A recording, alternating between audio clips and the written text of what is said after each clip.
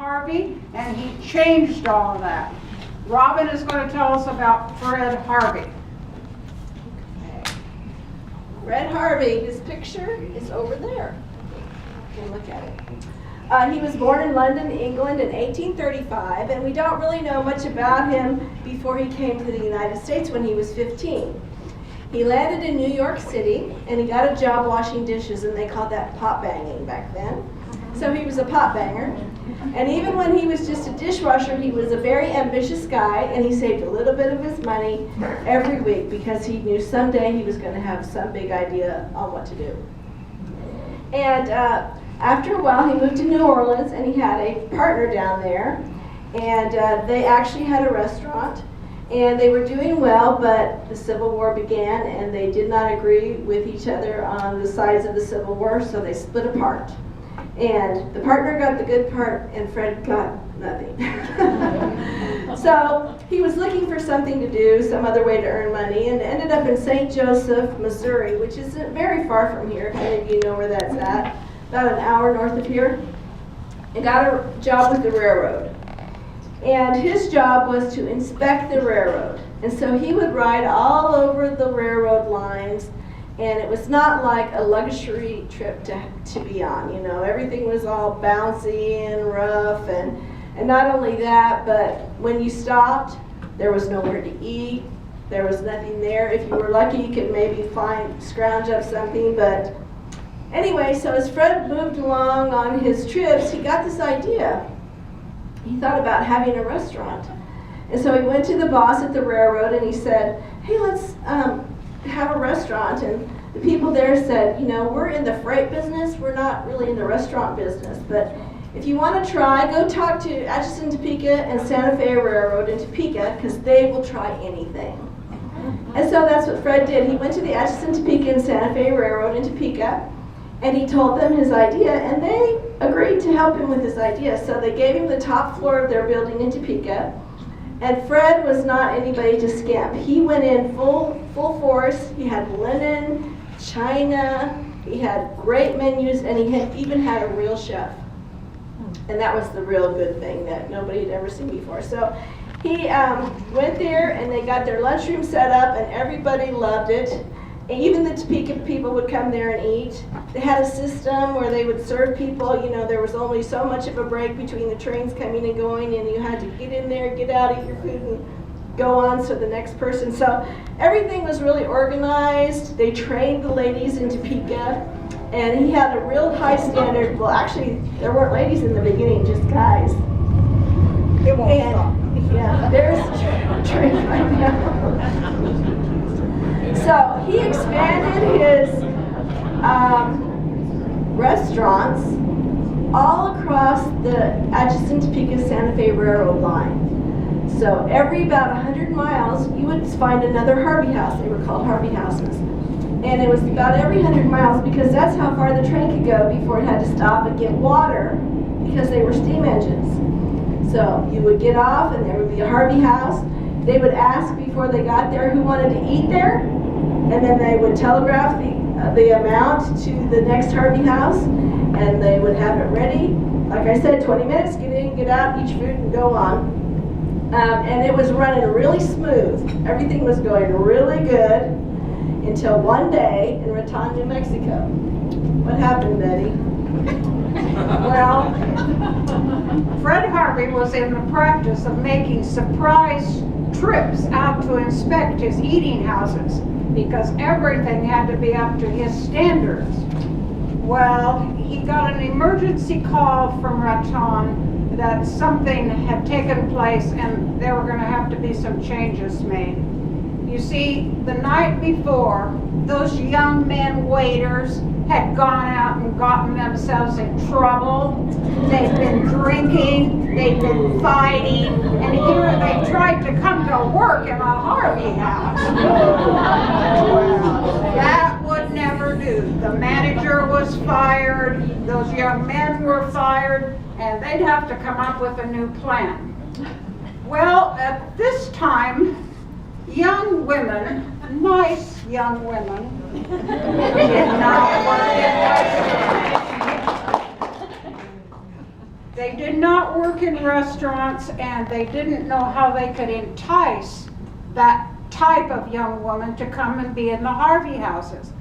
But they decided if they would have a dormitory, if they had a house mother, they'd be chaperoned, they'd be, in confinement almost, that perhaps some young women would be brave enough. Now, we're talking about frontier towns. What was there probably was that train station, barely a train station, probably a couple of saloons and some other unmentionable establishments. But they put ads in the paper in Kansas and Nebraska and Iowa and Missouri. Young women wanted age 17 to 31.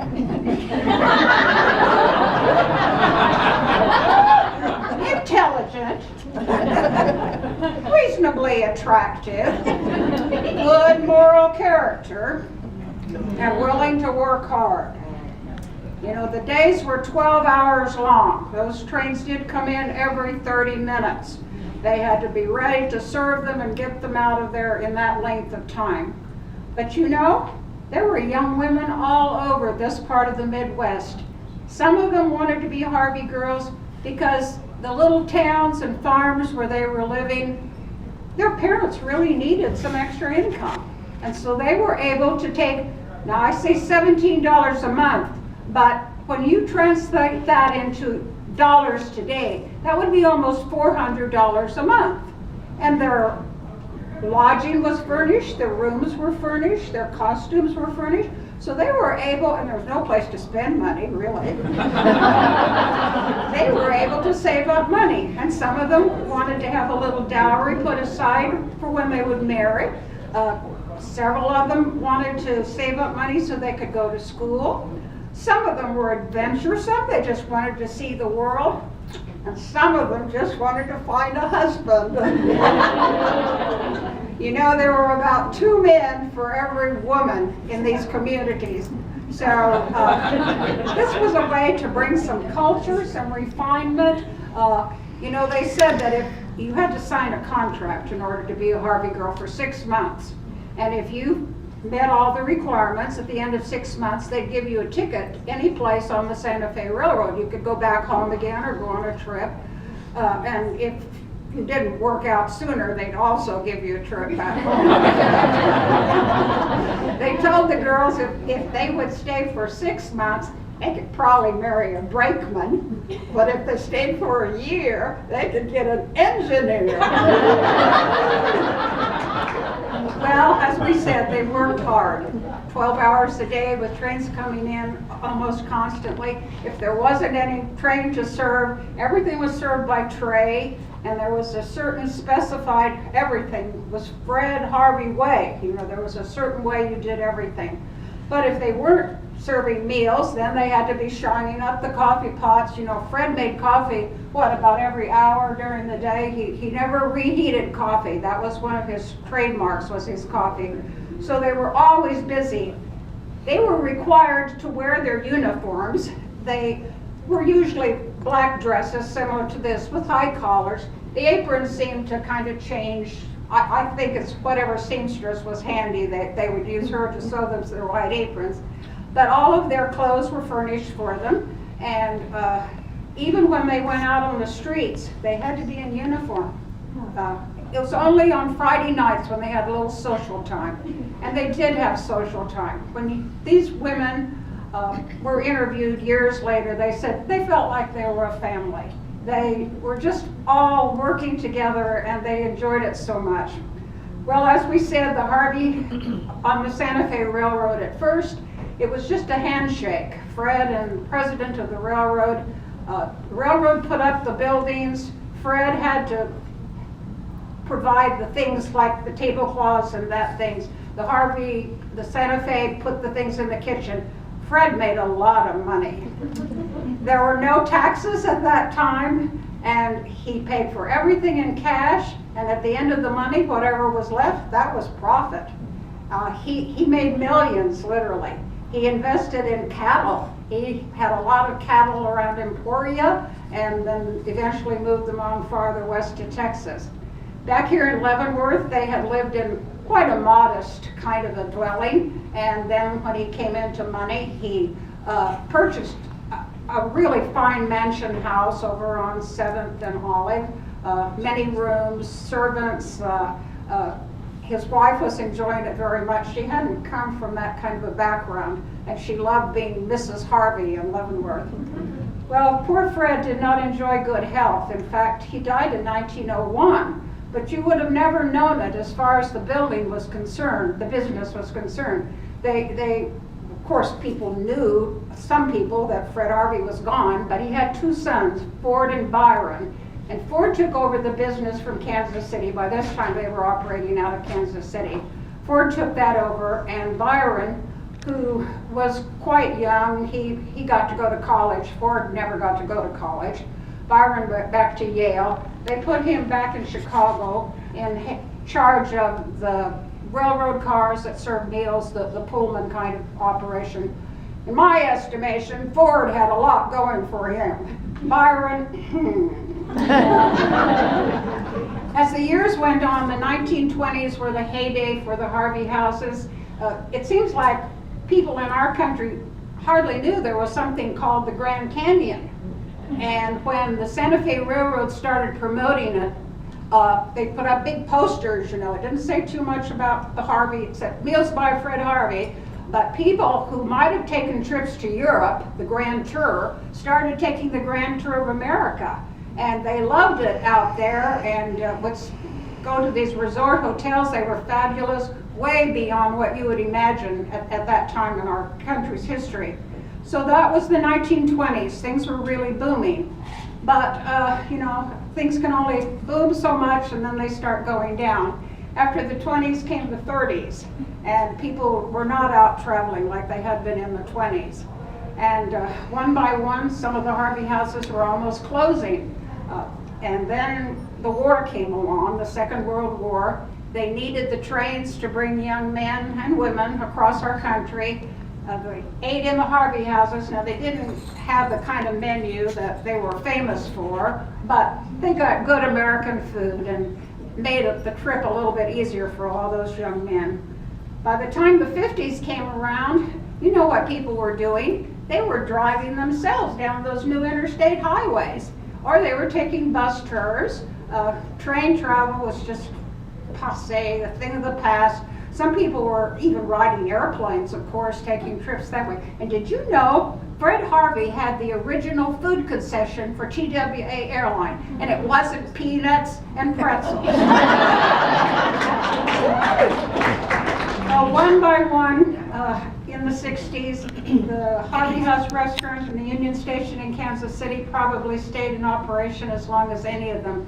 You know, the establishments in the big places, big Union stations, they were kind of like mini malls. You could buy most anything. The Harveys almost had control of the book market at that time. If they started pushing a certain book, I mean, it sold because it was there. Newspapers and magazines. They had toys for children. They had jewelry, and they always had cigars. One of Fred's favorite things were cigars. Well, you know, before the Harvey girls would go out on the floor, they would be inspected by the matron.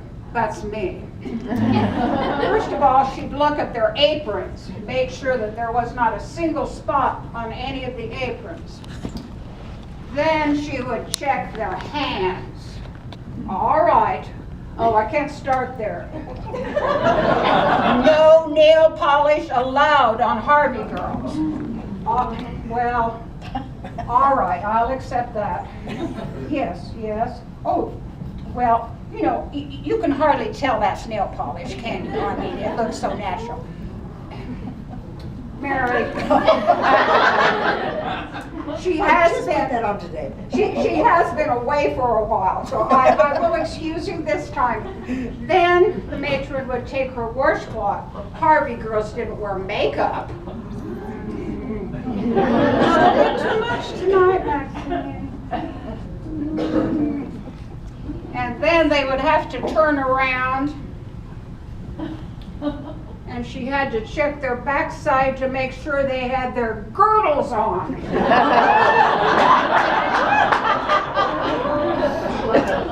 Well, the Harvey Girls did have an enjoyable life, and we like to think that they helped to civilize the West. And we know that Fred Harvey, as a businessman, the practices that he put into place were copied today. You know, it was consistency, and there was a brand name on everything, just like our successful businesses do today.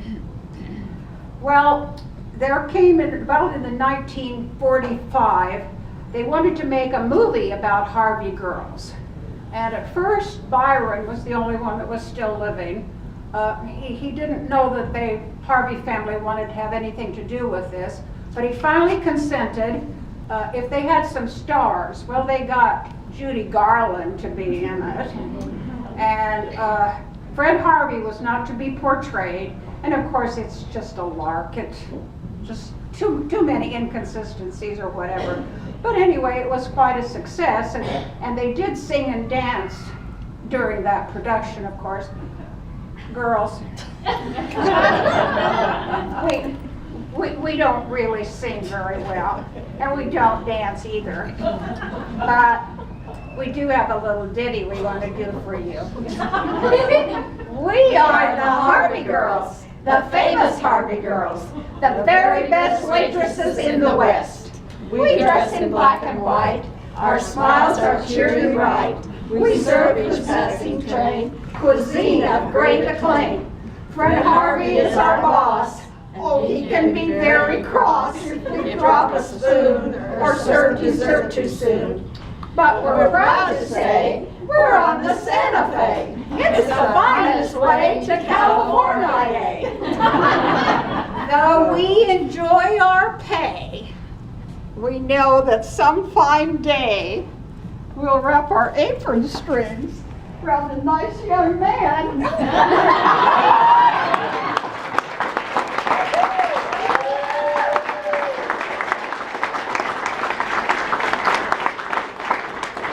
But until that day, we're going to smile and say, we are the Harvey Girls, the famous Harvey Girls, the very best waitresses in the West. Thank you.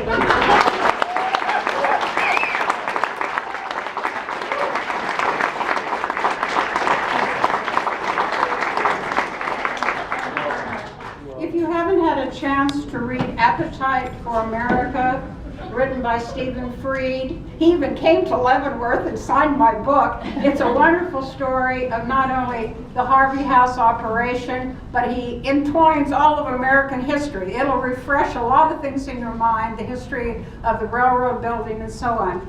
And then just recently, a woman, maybe you know her, Rosa Walston Latimer, has written this new book about the Harvey houses just in Kansas.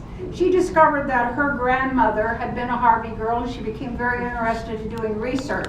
So this one features some of the hotels and some of the restaurants just here in Kansas. It's well worth looking at.